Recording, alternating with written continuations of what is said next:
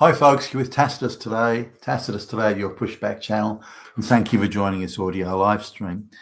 In this essay, I'd like to return to a topic that I've covered a few times in the last week or so about the all across the Western world, the globalists are orchestrating this very substantial change to how rape trials are conducted in the Western world.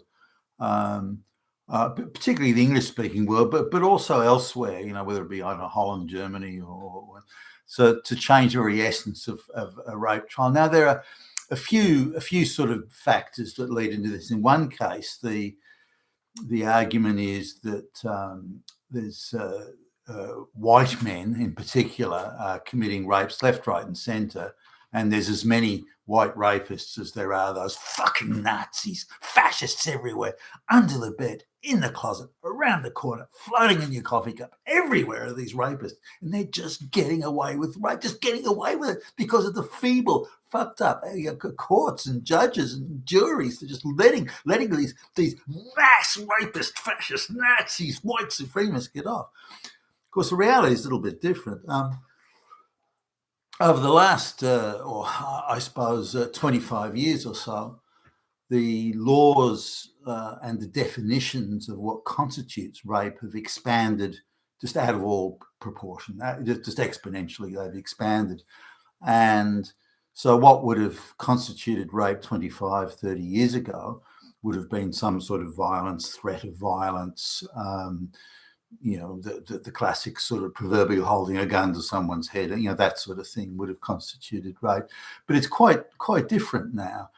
There's a whole array and body of law that's to do with a very technical interpretation of rape. That is, there was no violence, there was no threat of violence, there was no coercion, there was nothing of the sort. That in fact there was a technical matter where, if you look at the strict technical nature and the fine detail of that technical interpretation, then you could construe that rape had occurred based on a very strict and narrow sort of technicality. For example, there are laws around that if she has had too much to drink, then she can't legally give consent. So even if she does consent, it's not a legally binding consent, therefore it is rape. So there's that type of thing now. And there's even prescribed, some jurisdictions, there's prescribed number of drinks. So if she has 2 glasses of wine, she can still give consent, but anything more than two glasses of wine plus 1 more mouthful of wine, then suddenly legally her consent has no validity.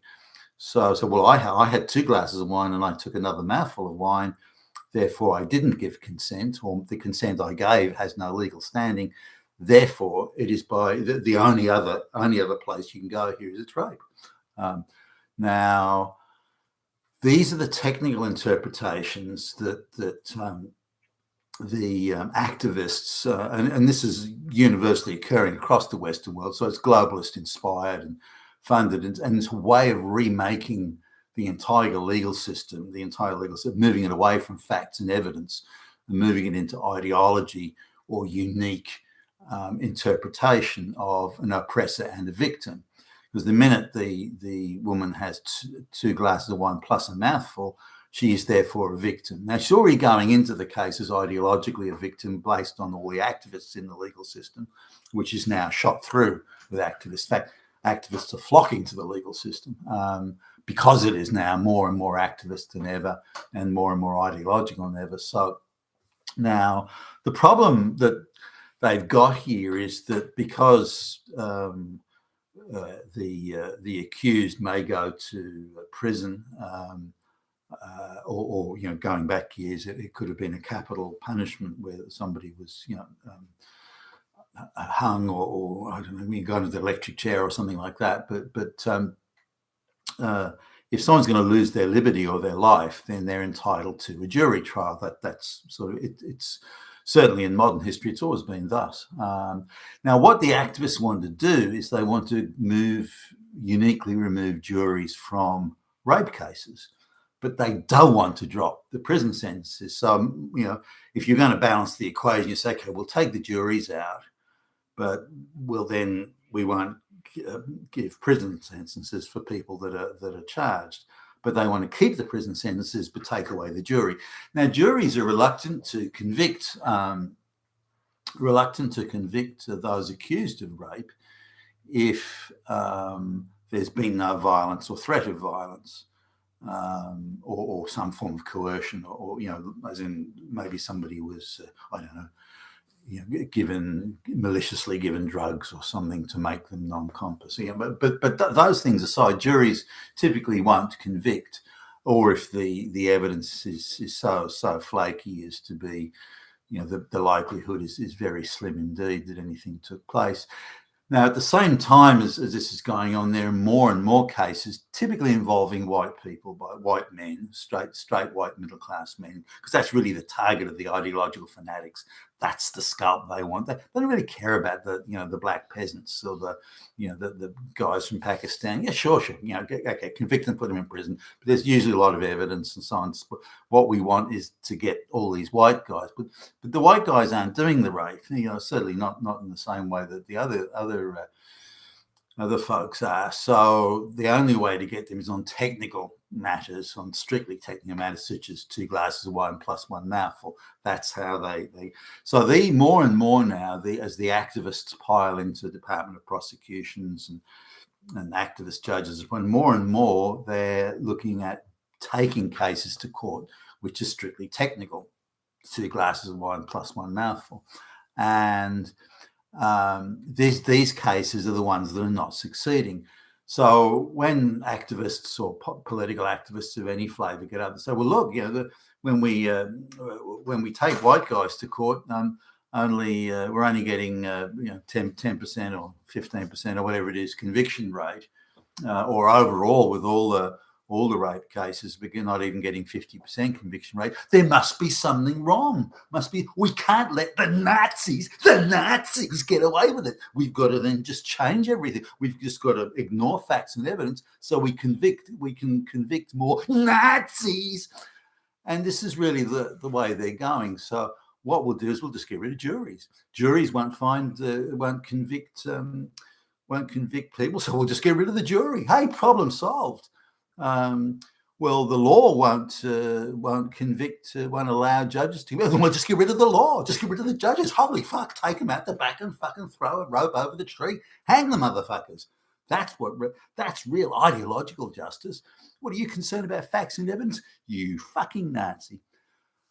So this is where we're heading with this, and it's very sad and very worrying and very concerning for anybody and everybody. On the ideological fanatics are so focused on getting those straight white middle class male white supremacist fucking Nazis that they're prepared to tear down every law, every state, every fact, every sensible legal process and procedure. They're prepared to get rid of all of it just so they can hang some scalps on their ideological belt. And this is what part of this getting rid of juries is all about.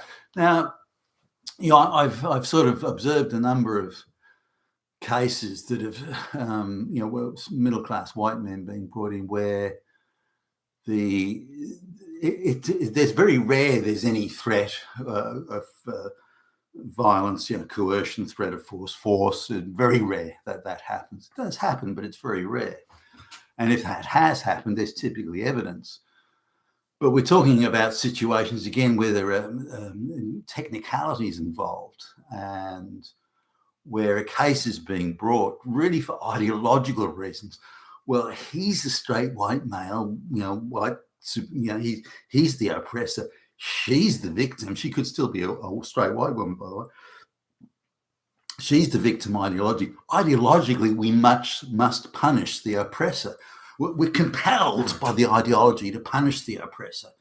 The oppressor is white, straight, middle class, therefore he must be a white supremacist, fascist, Nazi. And they get carried away, absolutely.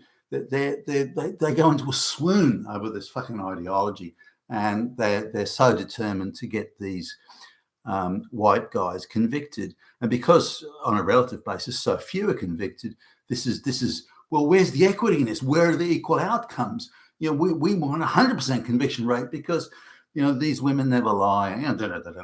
So what we're seeing here is a wholesale change of jurisprudence, legal practice, the use of facts, the use of evidence, the use of tested evidence. Now, as more and more activist judges are appointed, it's going to be like the divorce courts, where activist judges, in fact, it's quite rare that you don't get an activist judge in the divorce court. And so they can pack rape trials and rape cases with activist judges, no jury. And these very technical matters will come, so the judge can pretend to be, with great sobriety, can pretend as, well, she had another glass of wine, and you should have measured it. Where was your measuring container for the wine? But she went and got the wine, Your Honour, and but you should have noticed, and that you didn't notice means you're a fascist Nazi oppressor of the helpless victim. That makes you Hitler, motherfucker, and we're going to send you to prison. So a judge can just arbitrarily determine this. Now, most people accused of this won't be rich. Some might be, but most of them won't be. So they can't just. So if it's a flaky judgment, they just can't appeal it and then get to a jury trial in the appeal, because that costs monumental sums of money that most people don't have and don't have access to. And we see sort of terribly tragic situations where men who've been falsely accused, wrongly accused, and wrongly imprisoned and so on, they appeal it, and their parents and their relatives, you find them selling their houses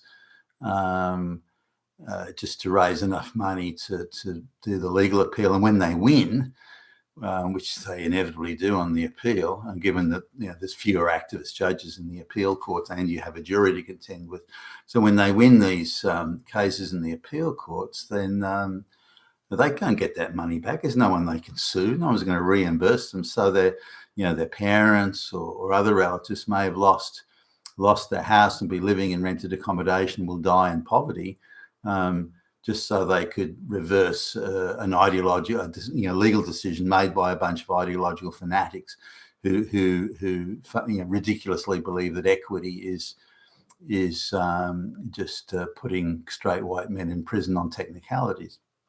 So we need to understand it's happening all across the Western world. It's happening. It's orchestrated. This is not some accident. It's part of the wider effort to dismember and undermine the entire structure and edifice of jurisprudence in the Western world. And this is yet another one.